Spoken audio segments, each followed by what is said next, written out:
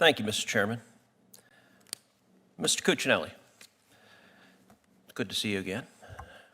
64% of voters, including a majority of Black and Hispanic voters, want to strengthen voting safeguards that prevent fraud. And that's what your organization is dedicated to doing. If the Corrupt Politicians Act were to pass, it would strike down every voter ID law in the country. Yep. Would that protect the right to vote? No, it undermines it. How does and it undermines confidence in the outcome of elections as well, which is also a problem. I mean, this is a lawyer's committee, so I'll use a court analogy. It is not enough that our justice system produce the highest degree of accurate outcomes possible and just outcomes. It must be understood and viewed to produce those outcomes so that America can have confidence in its justice system. The same is true of our election system. It not only needs to work correctly, by which we mean producing an accurate vote count of legally eligible voters, but it also needs to be clearly seen to do so by winners and losers so that we can have confidence in the outcome of our elections. I rattled off several, 2016, 18, and now a discussion following 20 in some places. It's worked on both sides, have had the concern. There have been good reasons for it over the years.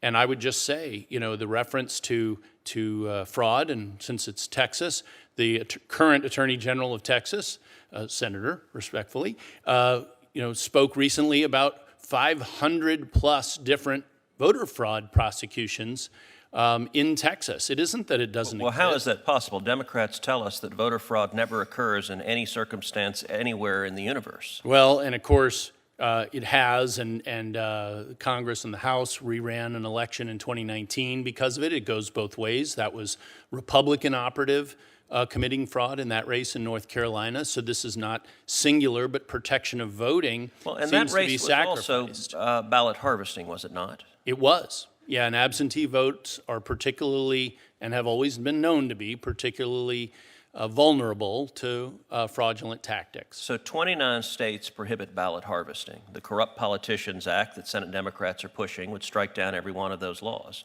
Would striking down the restrictions on ballot harvesting, would that protect the right to vote? Absolutely not. It undermines both the right and the confidence in the outcome of elections. So it does double harm. Well, we have also seen lots of overwrought rhetoric about the Texas election integrity law, about the Georgia election integrity law. Indeed, we had just a few minutes ago House Democrats from the Texas legislature who fled the state of Texas, who are not doing their jobs, who are hiding out here in Washington and engaged in a political stunt. What is interesting about the attacks on that legislation is they're strikingly missing specifics. So, for example, the Texas election integrity law that is being debated right now requires voter ID for mail-in ballots. Does that protect the right to vote? Absolutely, and I would note that it equalizes the protection of in-person voting as well, something that's happening in other parts of the country with the growth of mail-in voting. So the Texas law that's also being debated prohibits officials from mailing unrequested mail-in ballots, from just taking everyone on the rolls and mailing them all ballots, even if they didn't ask for one. That's correct. Is that a provision that protects the right to vote?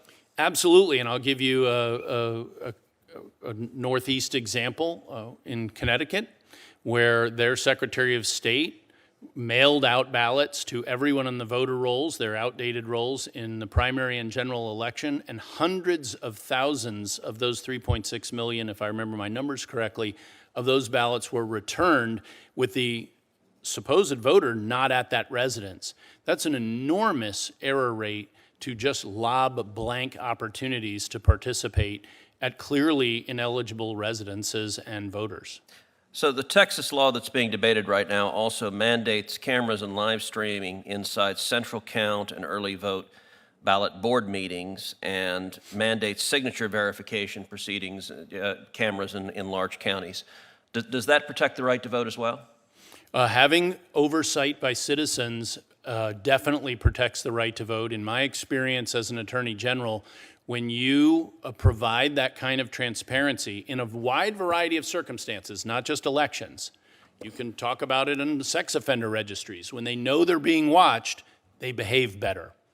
It's an excellent tactic.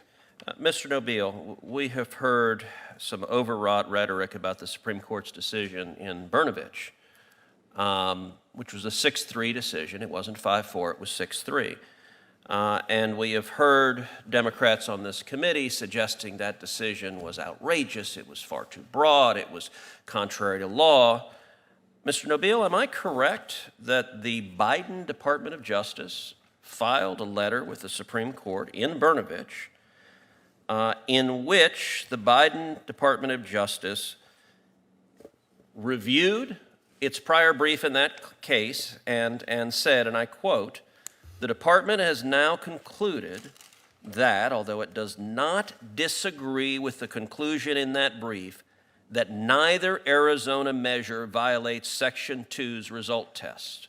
So the Biden DOJ explicitly agreed that Arizona's law prohibiting ballot harvesting did not violate the Voting Rights Act. Is that right? That's correct, Senator.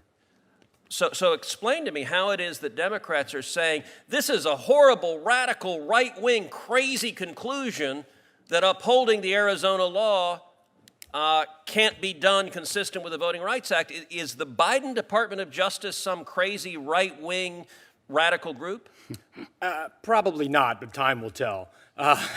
I feel confident we can predict that they are not, and yet it seems the rhetoric we're getting from our Democratic colleagues does not match reality. Mr. Chairman, I ask unanimous consent that the letter filed by the Biden Department of Justice in the Brnovich case explicitly agreeing that the Arizona laws should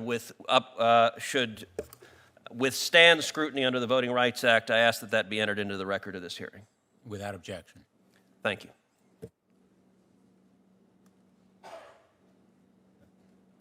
Senator Hirono. Thank you, Mr. Chairman. For Professor